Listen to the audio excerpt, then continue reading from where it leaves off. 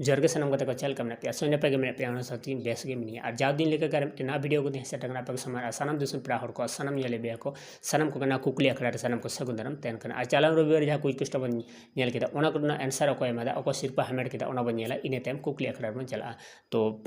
बड़ा में किछु दिन पाड़ा खन वीडियो बांग हजू कातना थोड़ा गन एटकेटोड़े तहकन खातिर वीडियो बांग हजू कातना हजूआ रेगुलर वीडियो हजूआ और संडे टू संडे नेल तौन पे सानम दिसम हटे शेयर तौन पे गाते को शेयर तौन पे नापा नापा सिरपा हमेट तौन पे ज़्यादा से ज़्यादा ना वीडियो शेयर तौन पे नोते बन नेल दाड़ा नोते बन नेल सानम हर गाड़ी बेस्ट को कमेंट नुकु को कमेंट मुद्रे मी हर के सिरपा नाम के नोते बन नेल दाड़ा कना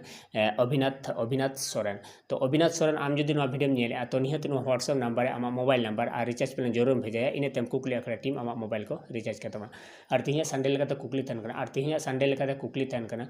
सिदु कानू तकिन साब हचो लगी सिदु कानू तकिन साब हचो लगी इंग्रेज शासनिया तीना काउडी एम रे ठौरव लिया सिदु कानू तकिन साब हचो लगी इंग्रेज शासनिया